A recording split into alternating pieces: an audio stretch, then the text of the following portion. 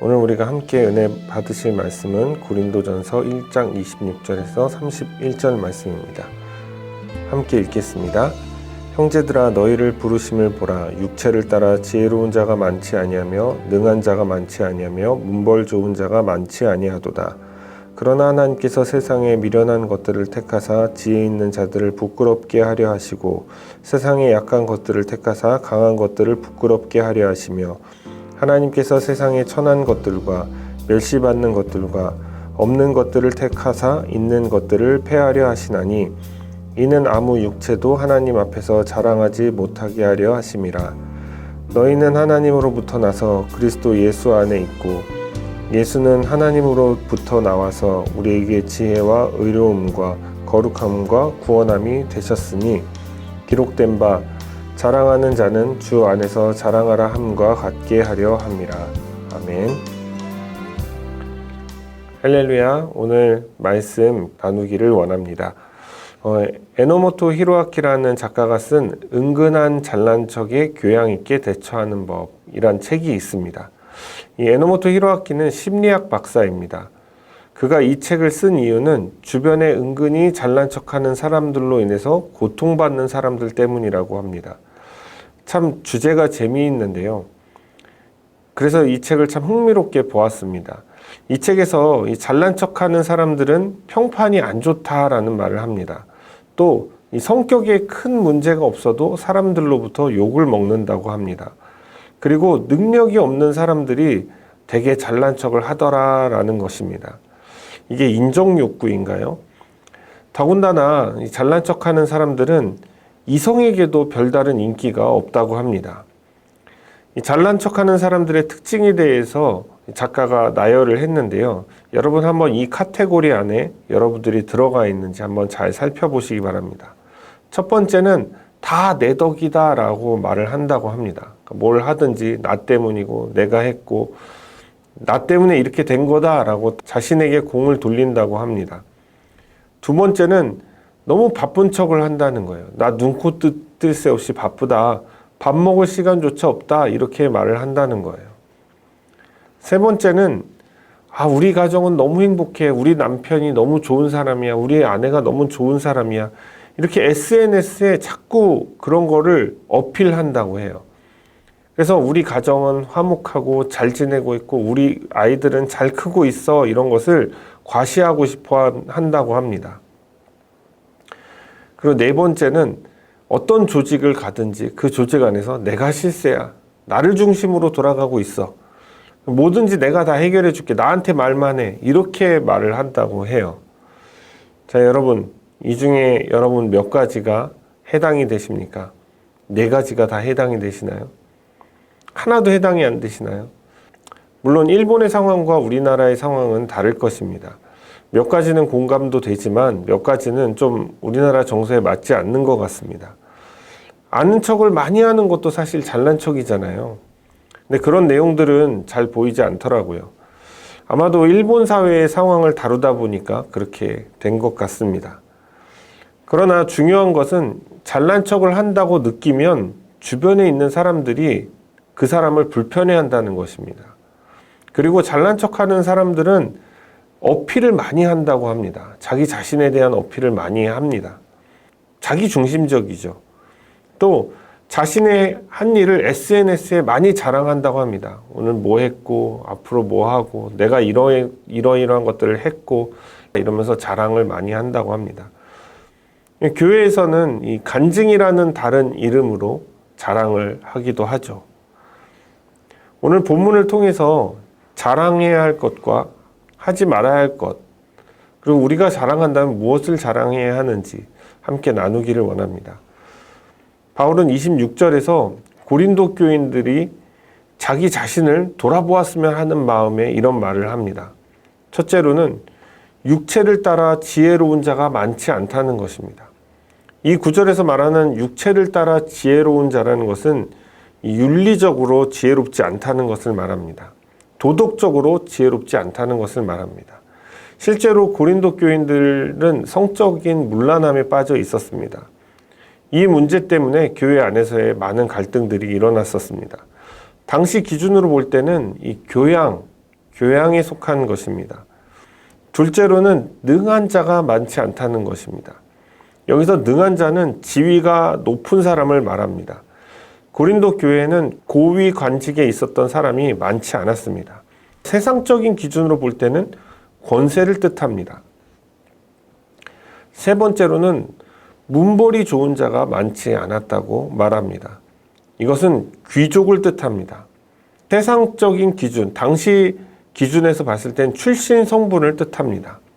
그러므로 고린도 교회의 성도들은 로버트슨에 따르면 당시 사람들에 대한 평가, 기준, 교양, 권세, 출신 성분이라는 이 세상적인 기준으로 보았을 때는 내세울 만한 사람이 딱히 많지 않았다라는 것을 알 수 있습니다. 세상에서 잘난 것의 기준은 바로 이런 것입니다. 윤리적인 사람, 아주 잘난 사람이죠. 도덕적으로 무결해 보입니다. 성인과 같은 사람이죠. 막 화를 내지도 않고 늘 평온하고 그리고 사람들에게 나이스하게 대합니다. 그래서 이 자신의 도덕성을 무기로 삼기도 하죠. 나는 저런 다른 사람들하고는 달라. 나는 괜찮은 사람이야. 난 나이스한 사람이야. 나는 바른 길을 가고 있어. 라고 생각을 합니다. 어쩌면 바리새인 같은 사람들이 아닐까라고 생각을 하게 됩니다. 예수님께서는 이 바리새인들을 가리켜서 회칠한 무덤이다라고 표현을 하셨죠. 교회 안에서도 보면 자기의 의가 넘치는 사람들이 있습니다. 자신의 의가 넘쳐서 다른 사람들을 판단하죠. 그래서 다른 사람들을 판단하다 보니까 다른 사람들의 틀린 면을 보고 정죄를 많이 하게 되어집니다.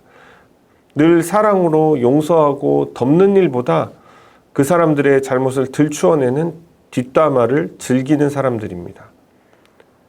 또 자신의 지위를 자랑하는 사람들이 있습니다. 내가 가진 파워, 힘, 능력, 내가 가진 실력들을 자랑합니다. 교회에서도 보면 우리 교회가 여기까지 온 것이 내가 이렇게 했기 때문이다 라고 말을 하시는 분들. 돈 자랑하는 것도 자신의 능력을 자랑하는 것의 한 부분입니다. 분에 넘치는 차를 타고 다니고 분에 넘치는 가방을 메고 명품 옷을 사서 입고 옷을 매일 갈아입고 뭔가 이렇게 드러내는 것을 좋아하는 사람들. 그런 사람들이 바로 지위를 자랑하는 사람들입니다. 여러분, 그러나 워렌 버핏 같은 사람이나 저커버그 같은 사람을 보십시오. 그 사람들 좋은 차 안 탑니다.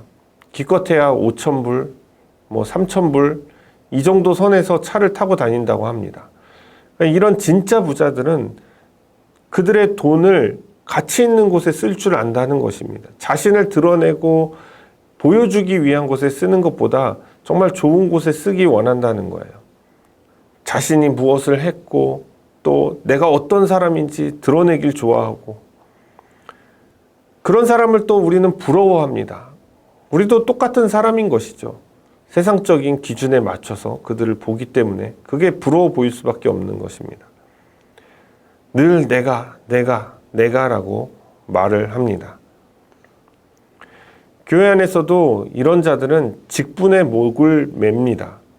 내가 수석장로인데, 내가 담임 목사인데 그래도 내 말을 따라야 되지 않아? 내가 총괄인데, 내가 무슨 국장인데 이런 분들이 자기의 파워, 지위를 자랑하는 사람들입니다. 마지막으로 출신 성분을 자랑하는 사람들이죠. 태어나 보니까 아빠가 재벌이에요. 유명인이고 정치가입니다. 저도 가끔 그런 말을 하는데요. 야, 나 이래봬도 조선시대였으면 양반이야. 그럼 주변에 있는 친구들이 가끔 그런 이야기를 합니다. 야, 옛날에 양반 다 돈 주고 샀대. 저 족보 있습니다. 여러분 의심하지 마십시오. 세상적인 기준으로 볼 때는 바울이 이야기하는 것처럼 이런 부류에 있는 사람들, 사실 로열 패밀리 이런 사람들 있잖아요. 정말 능력 있는 사람, 정말 윤리적인 사람, 이런 사람들이 생각보다 많지 않다는 겁니다. 교회 안에 이런 척하는 사람들은 많지만 진짜 이런 부류는 정말 소수라는 것이죠. 사실 대부분의 사람들은 그냥 평범한 사람들입니다.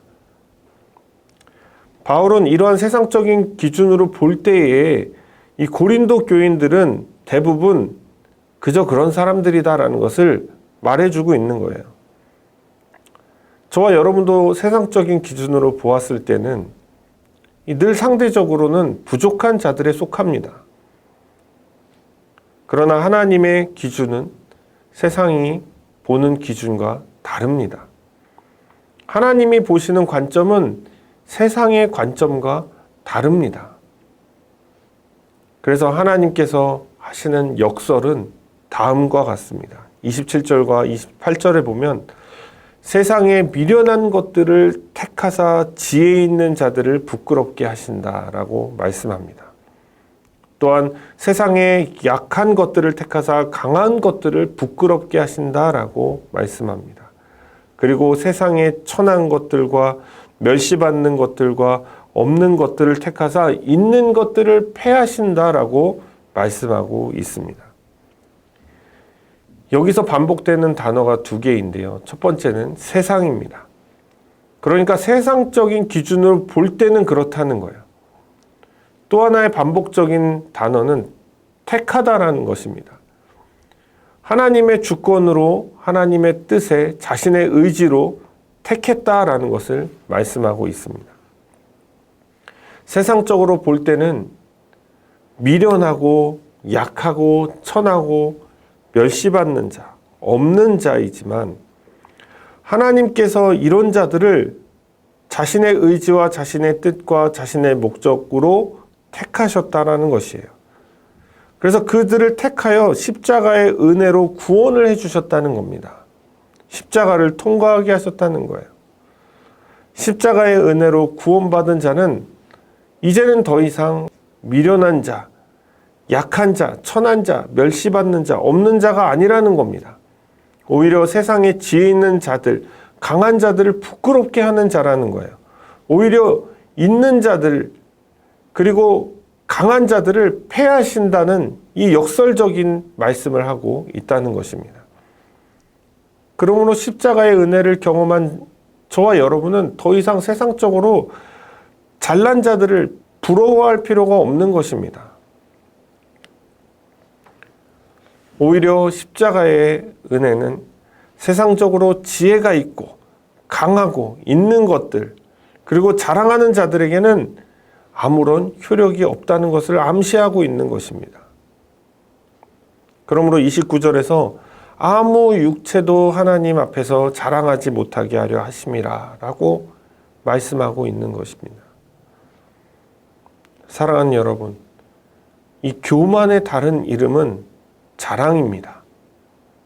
교만은 하나님을 대적하는 행위입니다. 교만 때문에 사람은 죄를 짓게 되어졌습니다. 교만 때문에 사람은 결국에는 사망에 이르러야 했고 종말을 맞이해야 하는 것입니다. 교만 때문에 사람들은 십자가를 바라보지 못하는 것입니다.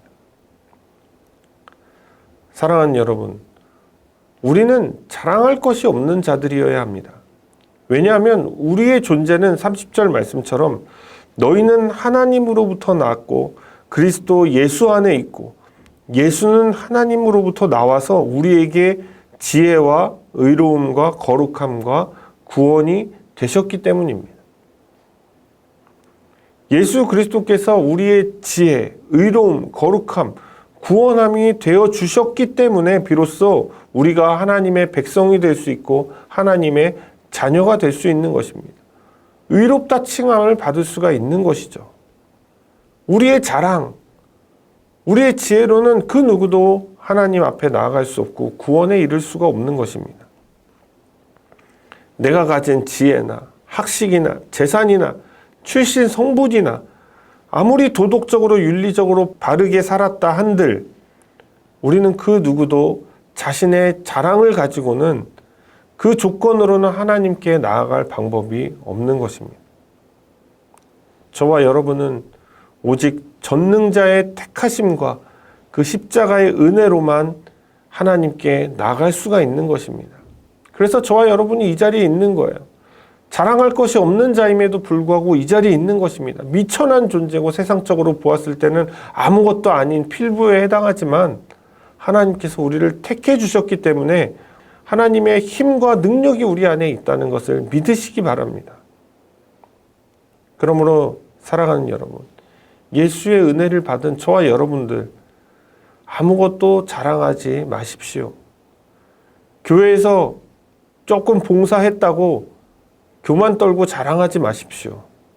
좀 선한 일 좀 세상 가운데 했다고 SNS에 올리고 자랑질 하지 마십시오. 뭐 남들 좀 도와줬다고 자랑질 하지 마십시오. 여러분 직분 있다고 제발 군림하려고 하지 마십시오. 내가 담임 목사인데 내 말 들어야 되는 거 아니야? 담임 목사 말을 안 들어? 내가 장로인데 믿음 있는 척 자랑 좀 하지 마십시오. 왜 이렇게 믿음 있는 척 하십니까? 헌금 많이 냈다고 의시되지 마십시오. 내가 헌금을 얼마 했는데 이 교회에서 나한테 해주는 게 없어. 아니 헌금 많이 했다고 그 사람을 직분에 앉히고 그런 생각을 하는 사람도 사실 문제지만 헌금 많이 했다고 내 위주로 교회가 돌아갈 거라는 생각하는 분들도 참 문제입니다. 좋은 학교에 갔다고 좋은 학교에 진학했다고 여러분 의시되지 마십시오. 서울연고대가 구원받는 길입니까? 아니 그렇다고 서울연고대 가지 말라는 건 아닙니다. 유학 갔다 왔다고 자랑하고 여러분 뭐 하는 짓입니까? 저도 유학 갔다 왔어요. 자랑할 게 아니죠. 좋은 직장에 좀 들어갔다고 연봉 좀 세다고 자랑하고 여러분 그게 뭐 하자는 겁니까? 그리고 이 영적으로 센 척 좀 하지 마십시오. 기도 뭐 많이 했다고 의시되지 마십시오. 기도하면 할수록 겸손해져야죠. 여러분 우리가 자랑할 것은 그럼 무엇이겠습니까? 믿는 자들이 자랑해야 될 것은 무엇이겠습니까? 세상적인 것 다 아닙니다. 교회 안에서 일반적으로 자랑하는 그런 것들 아닙니다. 우리가 정말 자랑해야 할 것은 31절에 이렇게 말씀하고 있습니다. 기록된 바 자랑하는 자는 주 안에서 자랑하라 함과 같게 하려 함이라. 이 말씀을 칼빈이 이렇게 해석했습니다. 자기 자신의 영광을 위한 모든 욕망을 거절한 채 모든 힘을 다해 전적으로 하나님의 영광을 흠모하여 추구해야 한다. 나의 영광, 나의 드러나는 그 모든 것을 막 거절해야 된다는 거예요. 그것을 위해서 전적으로 하나님의 영광을 드러내는 것을 추구하는 삶을 살라는 거예요. 여러분 그런 삶 살고 계십니까? 사실 이 설교의 자리가 굉장히 부담스럽습니다. 설교를 통해서 하나님이 드러나셔야죠. 주님이 영광 받으셔야 합니다. 내 설교를 통해서 나 자신을 드러내려는 사람이 왜 이렇게 많은 겁니까? 잘난 척하고 유식한 척하고 뭐든지 다 아는 것처럼 자신을 드러내는 겁니다.